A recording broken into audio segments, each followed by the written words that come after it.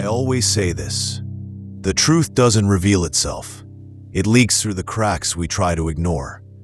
This is the case of Adrian Cole, a 33-year-old IT analyst with a stable routine, predictable habits, and a life so ordinary that even he used to joke it could put itself to sleep. He wasn't perfect, but he knew who he was, or at least he thought he did. Until the morning everything changed. Not with a scream, not with a break-in, not with a threat, but with a memory. A memory that didn't belong to him. Adrian woke up on a Thursday, sunlight cutting through the blinds the same way it always had. He reached for his phone, alarm off, no notifications, nothing unusual, except for one detail. The wallpaper on his phone had changed. It was a photo of him at a beach he had never been to, arms around two people he had never met, laughing in a way he hadn't felt in years. His first thought, maybe he changed it while half asleep. Second thought, maybe someone pranked him. But then he checked his gallery. There were dozens of photos, group selfies, videos, screenshots of conversations, all with people he didn't know. But the scariest part wasn't the faces. It was the fact that in all of them, he looked genuinely happy. He drove to work, trying to calm himself. Maybe he was overreacting. Maybe it was a glitch, a sync issue, something technical. He was good with technical. At 8:52 a.m., he walked into the office. Same fluorescent lights, same gray carpet, same scent of old coffee and forced productivity. But something was wrong. People greeted him by a different nickname. "Morning, Ace," one coworker said, smiling like they shared a private joke. Ace? No one had ever called him that. Another coworker, "Did you finish the pitch deck with Marin?" Marin? He didn't know a Marin. Yet 3 minutes later, a woman he had never seen walked up to him, hugged him briefly, and said, "Don't stress. We crushed that presentation yesterday." Yesterday, Adrian had been home alone, watching a series on his couch. He knew what he did yesterday. He remembered every minute.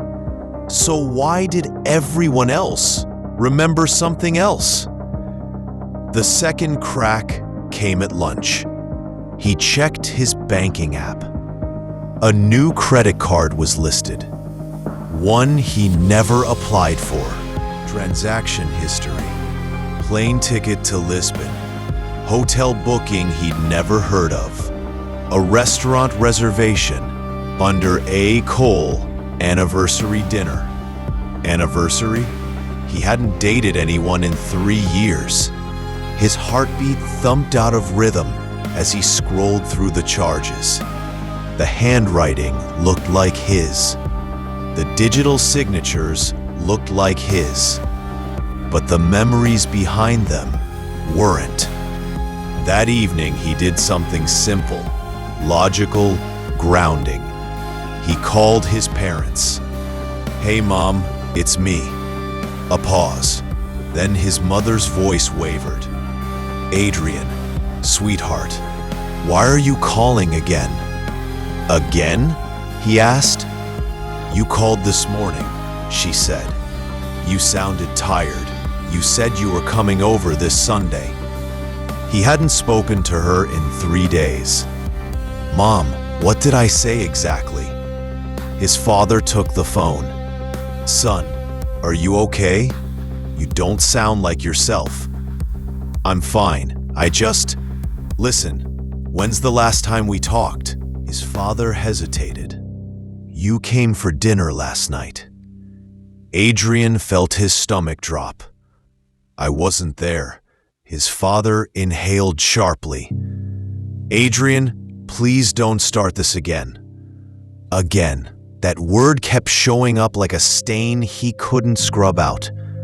That night, he searched his apartment for anything out of place. Everything was where it belonged. Every object familiar. Every drawer predictable. Except one. Inside his closet, behind a stack of old shoes, he found a small black notebook he had never seen before. His handwriting inside was unmistakable. But the entries? Day 12, I feel it happening again. Day 19, new memories replacing old ones. Day 25, I don't know which version is me. Day 30, if someone finds this, tell them I tried. Day 31, they said it won't hurt soon.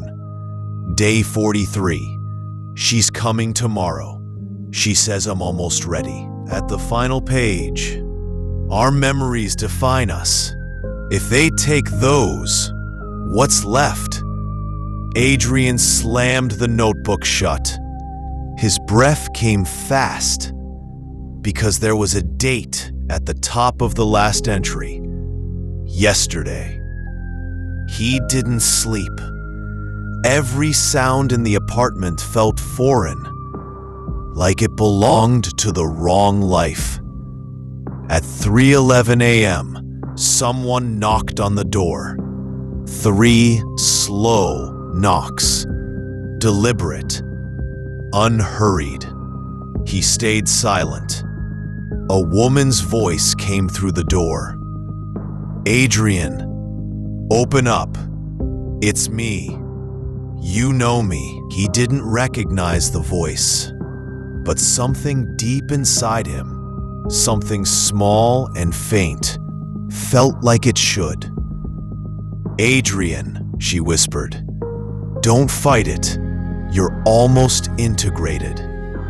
He backed away. Her tone shifted, still calm, but colder. "You're in the between phase. It's confusing, I know.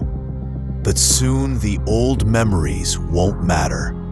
Soon you won't remember this fear at all." She tapped the door gently. "And then you'll finally come home."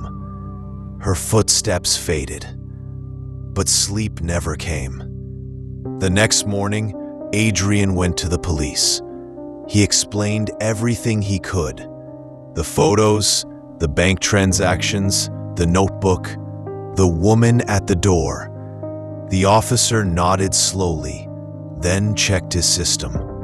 "Sir, according to our records, you filed a report 2 weeks ago about the same woman. You said she was a family friend. You said you didn't want charges." "I never filed that. It's right here. Your signature, your ID number, your address." The officer turned the monitor toward him. Adrian stared. It was him, his signature, his ID, his words. But he had no memory of writing them. Something inside him broke a little. That night, he opened the notebook again. There was a section he hadn't noticed before. A folded note taped to the back cover. In his handwriting, it read, "To the version of me that still believes this is the first time, it isn't. They've rewritten you before. They'll rewrite you again. They'll keep adjusting until you align with the life they chose. If you're reading this, you're losing time. You're losing yourself. And soon you'll forget that you ever doubted any of it. Run before she finds you." I couldn't. Adrian felt cold all over, because underneath the message, there was one more line, not written by him, written in unfamiliar handwriting. "You can't outrun a life that was designed for you." The next day, Adrian disappeared from work. His apartment was found empty, clean, unremarkable. But on the kitchen table, there was a new notebook, blank except for a single line on the first page. Day 1. Let's try again. A neighbor reported seeing a woman helping him into a car. She said Adrian didn't look scared. He looked calm, like someone who finally recognized where he belonged. No camera caught their faces. No plate number was recorded. No further sightings. Adrian Cole was never seen again, but his bank account began recording new charges in cities he had never visited. And someone kept updating his social media with photos of a life that didn't match the one he left behind. A life where he looked happy. A life where he looked whole. A life that might finally have been the version they wanted. Final verdict. Adrian is not at fault. He was caught in a web of psychological rewriting. Slow, deliberate, and systematic. A life built around him, memory by memory, until he fit a story he never agreed to live. His fear wasn't madness. His confusion wasn't weakness. His resistance wasn't paranoia. It was survival. The last spark of a man trying to hold on to the truth before it dissolved. The fault lies with those who reshaped him. Those who believed identity is clay to be molded. Those who replaced connection with control. Those who erased a person in the name of alignment. Because when someone steals your memories, they don't just steal your past, they steal your future. Verdict, not the asshole. The ones who rewrote him are, and they always plan to try again.